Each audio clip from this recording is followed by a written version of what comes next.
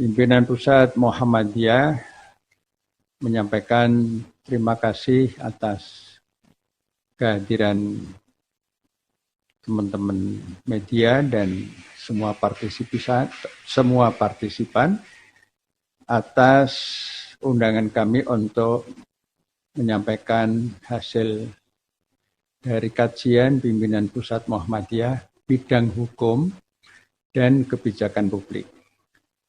Pimpinan Pusat Muhammadiyah yang ada di bidang tersebut, Ketua Majelis Hukumnya yaitu Dr. Tresno Raharjo sudah ada di tempat yang lain, dan Dr. Yono, Ketua Lembaga Hikmah dan Kebijakan Publik juga sudah hadir di tempat yang lain. Di samping jajaran pimpinan Pusat Muhammadiyah, Majelis Hukum dan HAM dan LHKP yang lain, yang masing-masing di tempat sendiri-sendiri. Baiklah, dengan mengucapkan Bismillahirrahmanirrahim, pimpinan Pusat Muhammadiyah bidang hukum ingin meminta perhatian dari teman-teman media untuk menyampaikan apa yang urgen dari kami terkait dengan insiden atau peristiwa yang terjadi yang melibatkan dua unsur, yaitu unsur oknum kepolisian atau jajarannya dan juga dari Front Pembela Islam yang terjadi beberapa hari yang lalu, atau tepatnya di Cikampek belum lama ini. Sebagai pengantar, saya ingin menyampaikan poin-poin pokok yang nanti poin-poin terincinya sudah kami siapkan dan akan dibacakan, akan disampaikan oleh Ketua Majelis Hukum dan Hak Asasi Manusia.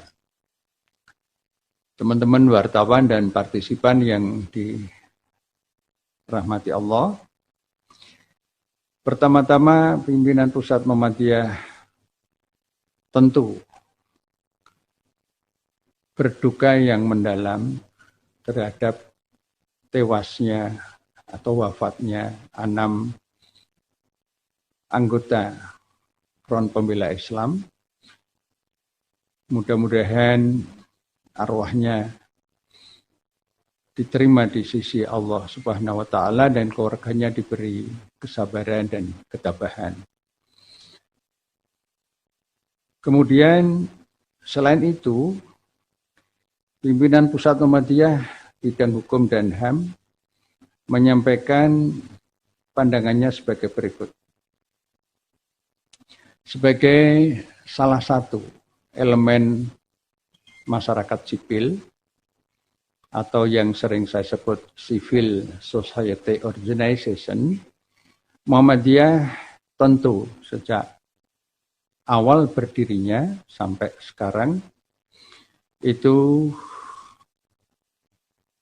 selalu mengikuti perkembangan-perkembangan yang terdapat dalam relasi hubungan antara negara dengan masyarakat. Itu semata-mata sebagai tanggung jawab moralitas keagamaan dan sekaligus moralitas kebangsaan yang integratif, yang itu menjadi ciri dari gerakan Muhammadiyah. Pandangan yang integratif itu membuat kami tidak bisa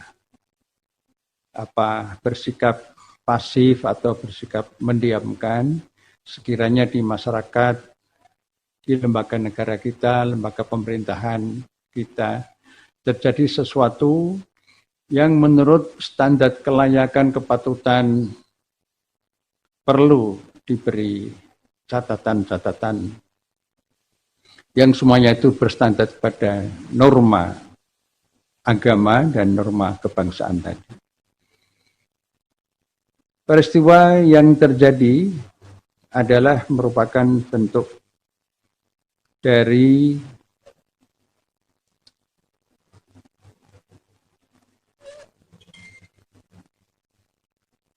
hadirnya kekerasan yang berkali-kali di negeri ini.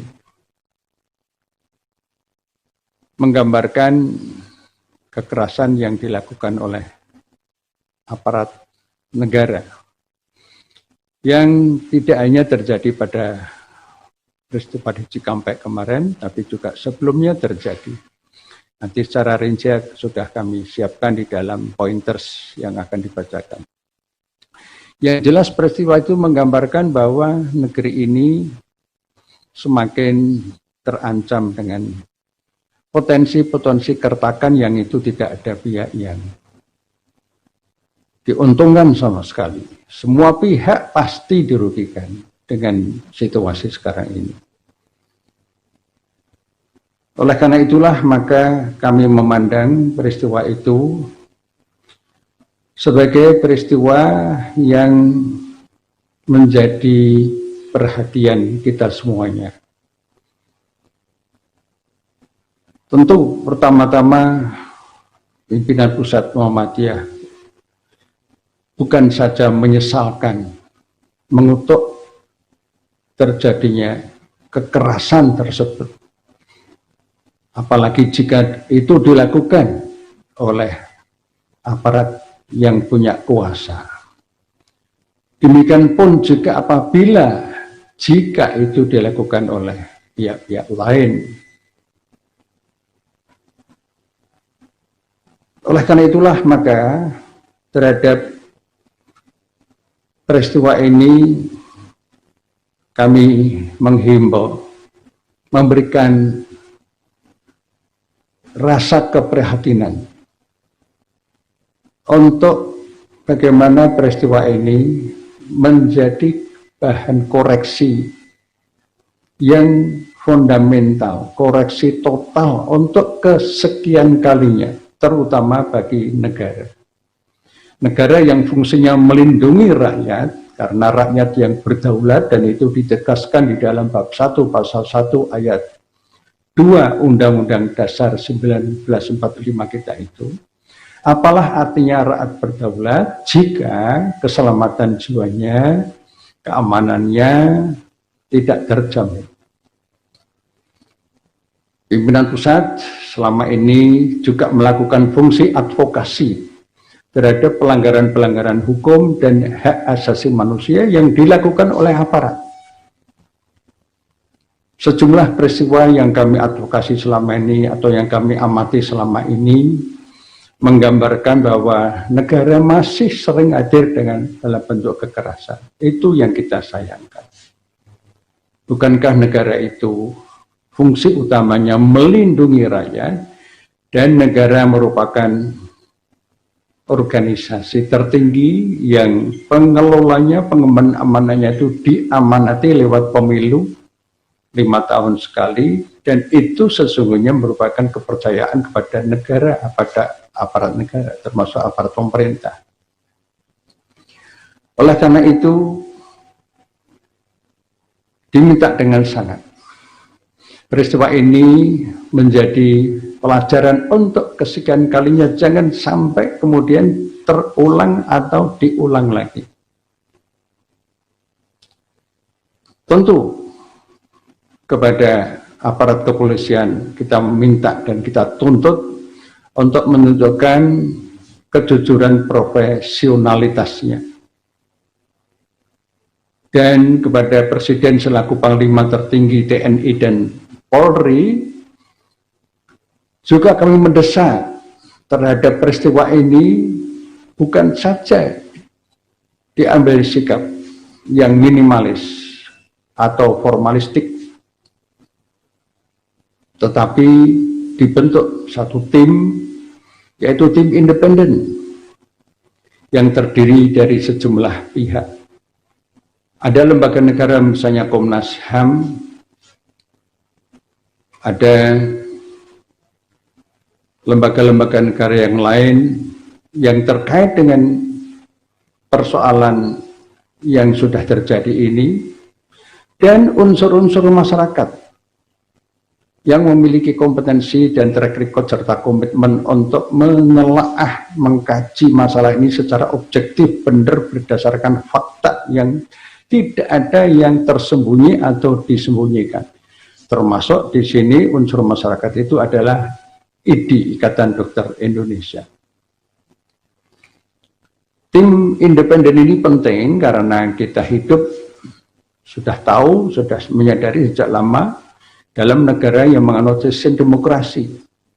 Demokrasi yang mengandung moralitas demokrasi yang dijiwai oleh Pancasila, UUD 45, dan komitmen rakyat yang begitu kuat moralitasnya, itu menuntut agar ada proses-proses yang balance, yang tidak sepihak, proses-proses yang menunjukkan keterbukaan, kejujuran, dan akuntabilitas. Oleh karena itu maka pimpinan Pusat Muhammadiyah memandang sangat mendesak dibentuknya tim independen tersebut. Yang terakhir, sebelum saya sampaikan kepada Dr. Tresno Raharjo dan yang lain-lain, hendaknya peristiwa ini satu sisi perlu diusut secara tuntas, secara bernas, terbuka.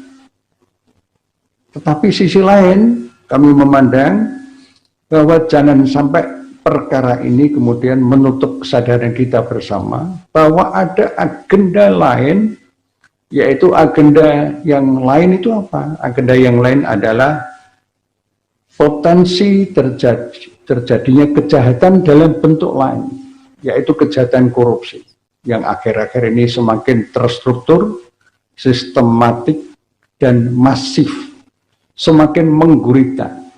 Pandemik tidak hanya pandemik COVID-19, tapi juga pandemik korupsi. 4 menteri yang sudah ditangkap atau diproses hukum oleh KPK dalam periode presiden yang sekarang ini menunjukkan bahwa korupsi tersebut semakin sistem. Itu artinya ada problem besar yang itu perlu kita cermati bersama, jadikan agenda bersama, karena korupsi merupakan common enemy, musuh bersama. Semua elemen TNI, elemen Polri, aparat penegak hukum yang lain, dan unsur masyarakat sipil termasuk perguruan tinggi dan ormas-ormas agama. Sehingga jangan sampai kasus ini kemudian menyita perhatian sedemikian rupa sehingga melupakan atau membuat kita lengah terjadinya potensi korupsi yang semakin hari namanya semakin perlu pencermatan semua elemen sebagai tanggung jawab demokrasi, sebagai tanggung jawab rakyat, tanggung jawab demokrasi, yang itu unsur demokrasinya termasuk elemen masyarakat sipil, sehingga kita tidak terkecoh dengan perkara ini, insiden ini yang tetap harus diusut sampai tuntas, tapi juga jangan sampai sekali lagi lengah terhadap agenda-agenda besar yang lain, problem-problem besar yang lain, korupsi yang memiskinkan rakyat, yang mematikan rakyat secara pelan-pelan, dan sangat memilukan, sangat menyedihkan korupsi yang terakhir menyangkut dana bantuan sosial. Ketika rakyat sedang terkapar ekonominya, terkapar kesehatannya, terancam jiwanya, tega-teganya ada korupsi di Kementerian Sosial. Itu sebuah gambaran yang penting menjadi pencermatan semua elemen-elemen masyarakat sipil, sehingga kesimpulannya pimpinan Pusat Muhammadiyah mendesak, menuntut Presiden Republik Indonesia Bapak Insinyur Joko Widodo untuk membentuk tim independen sebagaimana nanti akan disampaikan secara terperinci dalam pernyataan pers secara tertulis. Demikianlah poin-poin pokok yang sebagai pengantar kami sampaikan. Terima kasih. Assalamualaikum warahmatullahi wabarakatuh. Silakan Pak Tresno. Baik, terima kasih Pak Busro. Saya akan menyampaikan pernyataan pers secara resmi yang telah kami susun bersama-sama Majelis Hukum dan HAM PP Muhammadiyah dan Lembaga Hikmah dan Kebijakan Publik PP Muhammadiyah. Saya akan share screen.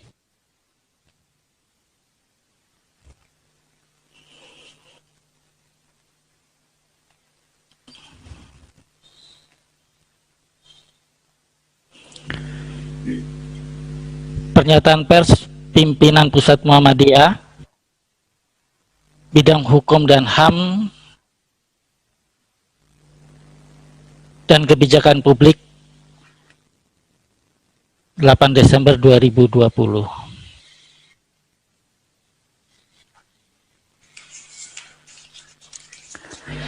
Yang pertama,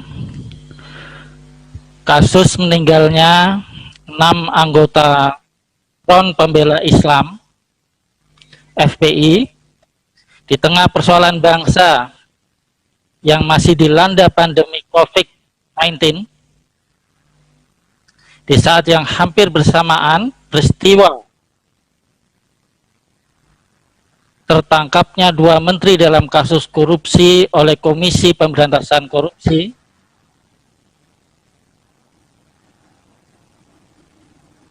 serta penyelesaian peraturan pelaksana Undang-Undang Cipta Kerja yang masih berjalan dan berpotensi koruptif apabila tidak disusun dengan benar.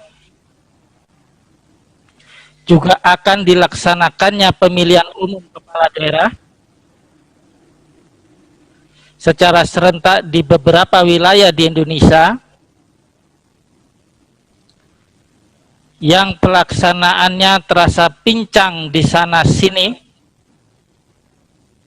terkait protokol kesehatan, menjadikan catatan penegakan hukum di negara ini terasa kelam. Karenanya saat ini perlu disikapi secara sungguh-sungguh oleh para pengemban kepentingan, khususnya para penegak hukum, guna menjaga pola penanganan perkara yang menghindari khususnya penggunaan kekerasan senjata api yang hanya sebagai upaya terakhir secara terukur, sesuai SOP dan tepat sasaran sebagaimana hukum yang berlaku.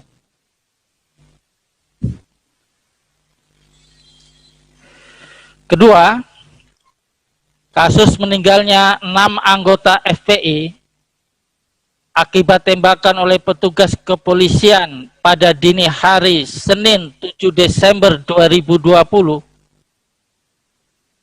seolah pengulangan terhadap berbagai peristiwa meninggalnya warga negara akibat kekerasan dengan senjata api oleh petugas negara di luar proses hukum yang seharusnya. Dan melalui pengadilan seperti pada beberapa peristiwa kematian akibat senjata api misalnya, terhadap pendeta Yeremias Zamambani di Papua, kematian Kidam di Poso, dan lainnya. Pengungkapan kematian warga negara tersebut tanpa melalui proses hukum yang lengkap perlu dilakukan oleh Komisi Nasional Hak Asasi Manusia atau tim independen yang sebaiknya dibentuk khusus oleh Presiden untuk mengungkap secara jelas duduk perkara kejadian sebenarnya. Ketiga, pembentukan tim independen seyogyanya diberikan mandat untuk menguak semua peristiwa di Indonesia dengan melakukan investigasi dan pengungkapan seluruh penggunaan kekerasan dengan senjata api oleh aparat penegak hukum, polisi dan atau Tentara Nasional Indonesia di luar tugas selain perang.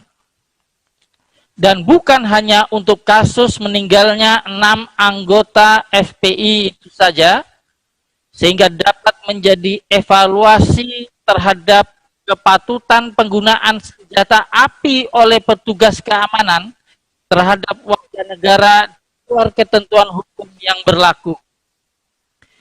Tim independen diharapkan dianggotakan unsur lembaga negara seperti Komnas HAM, Lembaga Perlindungan Saksi dan Korban, unsur masyarakat, unsur profesi, dalam hal ini Ikatan Dokter Indonesia. Keempat,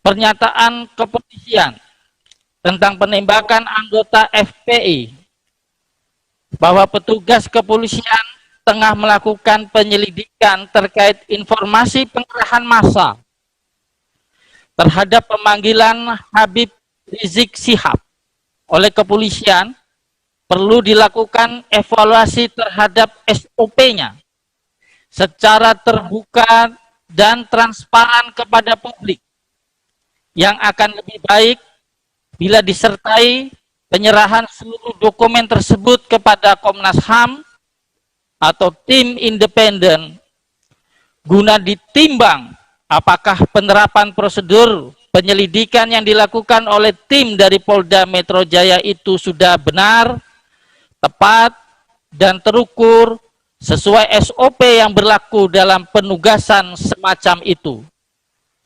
Dengan diketahuinya bahwa anggota kepolisian yang terlibat peristiwa itu dalam keadaan operasi tertutup atau tanpa seragam dan tanpa pengenal, maka perlu dijelaskan jenis kegiatan itu termasuk kegiatan penyelidikan atau kegiatan intelijen yang di luar proses penegakan hukum yang benar.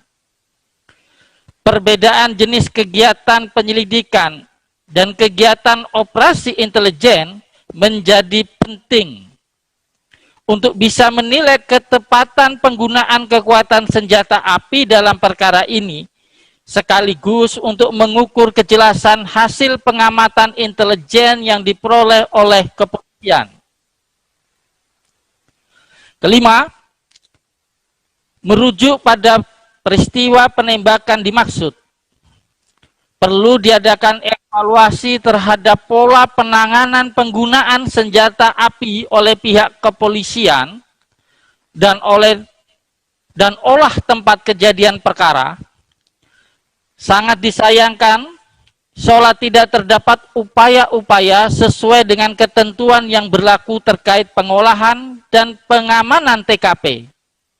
Apabila peristiwa terjadi kemarin karena polisi sedang melaksanakan penyelidikan, seharusnya mengikuti prosedur dalam penyelidikan, dan bila mendapatkan hambatan, apabila hambatan tersebut merupakan bentuk kekerasan, maka penyelidik melaporkan kejadian tersebut dan sesuai prosedur melakukan pengamanan TKP, sehingga peristiwa tersebut menjadi langkah awal pembuktian adanya tindak pidana penyerangan terhadap petugas kepolisian yang sedang melaksanakan tugas. Peristiwa ini telah mengabaikan prinsip penanganan perkara, sehingga diperlukan pemeriksaan terhadap 6 petugas kepolisian yang melakukan penyelidikan beserta atasan yang bertanggung jawab. Pemeriksaan terhadap petugas kepolisian tersebut menjadi jelas maksud dari adanya penyerangan dan hambatan yang dibenarkan oleh hukum untuk mencegah serangan tersebut, termasuk bila perlu melakukan bela diri. Penjelasan Kapolda Metro Jaya melalui media atas peristiwa itu menunjukkan sikap defensif dan sepihak dari kepolisian yang mirip dan merupakan pengulangan terhadap berbagai peristiwa penembakan oleh pihak kepolisian terhadap pelaku yang dituduh sebagai pelaku tindak pidana di masa lalu. Keenam, penetapan TKP dan barang bukti serta pemeriksaan saksi-saksi segera dilakukan oleh kepolisian yang berbeda divisi atau diambil alih oleh Mabes Polri, dalam hal ini Bareskrim Polri. Apabila penggunaan kekerasan dengan senjata api dilakukan di luar prosedur yang telah ditetapkan, maka pertanggungjawaban hukum harus dilakukan tidak hanya secara etik, tetapi juga secara hukum pidana untuk disidangkan di pengadilan secara terbuka. 7. Fakta adanya 6 anggota FPI yang meninggal akibat peristiwa ini demi hukum perlu dilakukan otopsi dan olah TKP oleh tim forensik independen untuk mendapatkan keterangan ilmiah sebab kematian, waktu kematian, dan arah peluru atau benda yang menyebabkan kematian. Kedelapan, menyayangkan keterlibatan Pangdam Jaya dalam proses penjelasan peristiwa kematian 6 anggota FPI oleh pihak kepolisian. Hal ini menguatkan dugaan TNI turut diperankan dalam penanganan penyidikan tindak kejahatan, yang berarti TNI telah keluar dari fungsi dan tugas utama TNI. 9. Kami berharap masyarakat mendapat seluruh informasi sebagai perwujudan hak keterbukaan informasi terhadap segala proses yang dilakukan pihak kepolisian dalam menangani perkara ini, dan tim yang telah bekerja dari Komnas HAM, begitu pula bila dibentuk tim independen oleh Presiden. 10. Kami berharap masyarakat tetap tenang dan tidak terprovokasi oleh upaya apapun guna menjaga ketertiban dan keamanan bersama sambil menanti langkah-langkah yang pasti dari semua yang berkepentingan dengan penegakan hukum. Yogyakarta, 8 Desember 2020, Pimpinan Pusat Bidang Hukum dan HAM dan Kebijakan Publik, Dr. Busro Mukodas SHM, Ketua Majelis Hukum dan HAM PP Muhammadiyah, Dr. Trisno Rarjo SHM, Ketua Lembaga Hikmah dan Kebijakan Publik PP Muhammadiyah, Dr. Yono Rekso Projo. Demikian siaran pers ini kami sampaikan kepada seluruh media untuk dapat menjadi hal yang bisa diperhatikan. Selanjutnya kami persilahkan apabila ada hal yang perlu ditanggapi oleh media yang hadir di kesempatan kali ini. Saya kembalikan ke Pak Busro.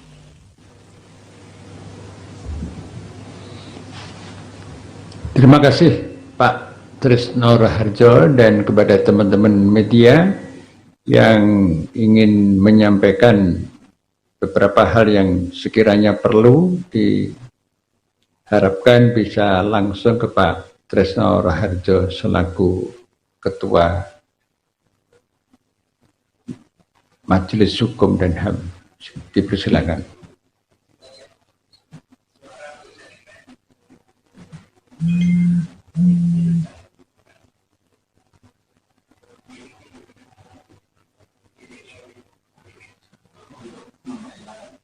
Iya, dipersilakan.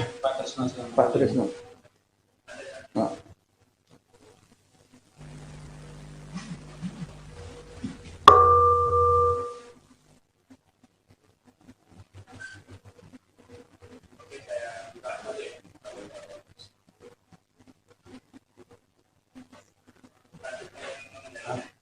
Iya, iya.